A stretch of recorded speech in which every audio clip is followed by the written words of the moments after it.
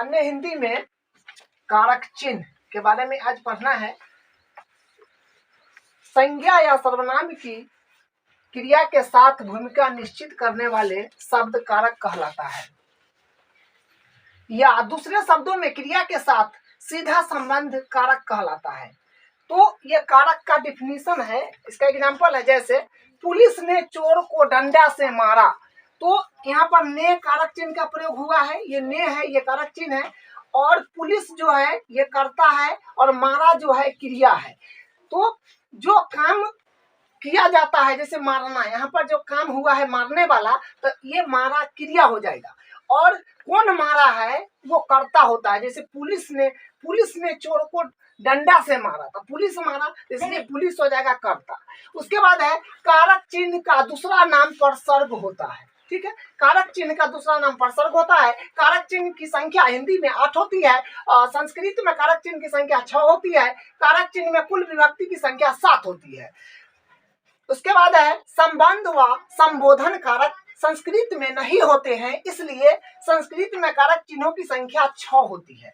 तो देखिए, ये विभक्ति है, ये कारक है और ये कारक चिन्ह है। तो विभक्ति में प्रथम विभक्ति कारक हुआ कर्ता, तो कर्ता में कारक चिन्ह ने होगा। द्वितीय विभक्ति द्वितीय है, तो इसमें कारक कर्ता है और कारक चिन्ह को हो जाएगा। तृतीय विभक्ति है तो कारक हो जाएगा कारक, और इसमें हो जाएगा कारक चिन्ह से के द्वारा। उसके बाद चतुर्थी है, तो चतुर्थी में संप्रदान कारक हो जाएगा, और उसके बाद कारक चिन्ह हो जाएगा, संप्रदान में होता है के लिए। पंचमी, तो पंचमी विभक्ति में हो जाएगा कारक चिन्ह हो जाएगा अपादान, और इसमें कारक चिन्ह जो होगा से, तो यहाँ पर से बोध करेगा अलगाव का। जैसे वृक्ष से पत्ता गिरा, तो ये वहां पर अलगाव हो रहा है, तो यहाँ पर ये जो है अलगाव का बोध करेगा, तो उसमें कारक चिन्ह उसमें अपादान हुआ। छठी विभक्ति है छठी, तो इसमें कारक हो जाएगा संबंध, और एक कारक चिन्ह हो जाएगा का के की। उसके बाद है सप्तमी विभक्ति है सप्तमी, तो इसमें हो जाएगा अधिकरण, और उसके बाद कारक अधिकरण और कारक चिन्ह इसमें होता है अधिकरण में मे पर, तो कारक चिन्ह यहाँ पर मे पर हो जाएगा। उसके बाद विभक्ति प्रथम है, तो इसमें हो जाएगा कारक चिन्ह संबोधन, तो संबोधन में हो जाएगा हे हो अरे। तो देखिए, आपसे पूछ सकता है क्वेश्चन, कर्म का कारक चिन्ह क्या होगा, तो कर्म का को होता है। कहीं से भी कुछ पूछ देगा, जैसे पूछेगा कि विभक्ति सप्तमी का कारक चिन्ह क्या होता है, तो इसमें कारक चिन्ह पूछेगा तो मे पर बोलिएगा, और कारक पूछ देगा तो अधिकरण बोलिएगा। तो ऑब्जेक्टिव अलग अलग तरह से पूछ सकता है। पहले हम कर्ता पर आते हैं। देखिए, कर्ता है तो इसमें हो जाएगा कारक चिन्ह ने, विभक्ति होगा प्रथम विभक्ति।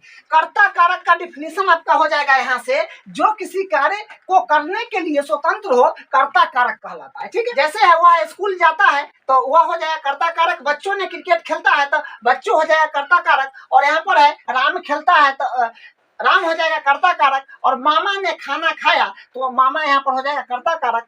काजल हंसती है तो काजल हो जाएगा यहाँ पर कर्ता कारक। ठीक है, उसके बाद देखिए दूसरा है आपका कर्म, तो कर्म कारक है दूसरा। तो देखिए कर्म कारक कारक चिन्ह इसका को होता है। आपसे डायरेक्ट पूछेगा कि कर्म कारक कारक चिन्ह क्या होता है, तो इसका को होता है, जो यहाँ पर सारा स्पष्ट किया गया है।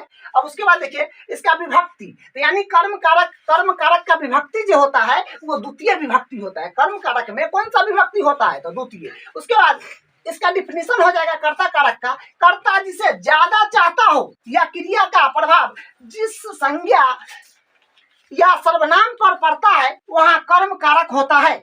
उसके बाद इसका एग्जांपल है राम ने रावण को मारा, वो है तो ये कारक चिन्ह हो गया। ठीक है, को कारक चिन्ह इसमें हो जाएगा, कर्म कारक का को कारक चिन्ह हो जाएगा। उसके बाद है अध्यापक ने छात्र को बुलाया, तो यहाँ पर को है कारक चिन्ह, तो ये कारक चिन्ह हो जाएगा को कर्म कारक के लिए को कारक चिन्ह ये है को कारक चिन्ह है। राम ने पुस्तक पढ़ी, तो देखिए राम ने पुस्तक पढ़ी, तो यहाँ पर कर्म कारक हो जाएगा, क्योंकि पुस्तक पढ़ी, तब ये जो है ये पुस्तक हो जाएगा कर्म कारक। ठीक है, माँ ने बच्चों को खाना खिलाया, तो यहाँ पर है माँ ने बच्चों को खाना खिलाया, तो यहाँ पर खाना हो जाएगा कर्म कारक। तो नोट में है जिस वाक्यों में दोनों ओर, चारों ओर, निकट, समीप, आसपास शब्द का प्रयोग हो तो वहाँ कर्म कारक होता है।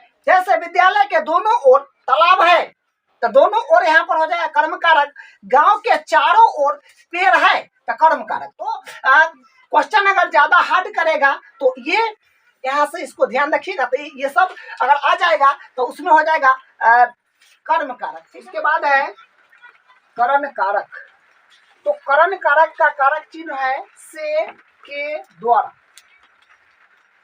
करण कारक का डिफिनीशन है कि कर्ता किसी क्रिया को संपन्न करते समय जिन साधनों या माध्यमों का प्रयोग करता है उसे करण कारक कहते हैं। तो कर्ता क्रिया को संपन्न करने के लिए जो साधन और जो माध्यम का प्रयोग करेगा उसी को हम लोग बोलेंगे करण कारक। ठीक है, यहाँ पर वान से, राम ने रावण को वान से मारा, तो वान हो जाएगा यहाँ पे करण कारक। ठीक है, उसके बाद है दूसरा, शिक्षक पेन से हिंदी लिख रहा है, तो यहाँ पर पेन जो है ये साधन है, तो ये हो जाएगा करण कारक। ठीक है, तो माध्यम और साधन जो इस्तेमाल किया गया हो कार्य करने में उसी को करण कारक बोला जाएगा। ठीक है, यहाँ पर पेन हो जाएगा करण कारक। दूसरा है अध्यापक ने पुस्तक से पढ़ाया, तो यहाँ पर पुस्तक जो हो जाएगा करण कारक हो जाएगा। ठीक है, उसके बाद है तुलसीदास के द्वारा रामचरितमानस लिखी गई है, तो यहाँ पर तुलसीदास यानी रामचरितमानस जो है तुलसीदास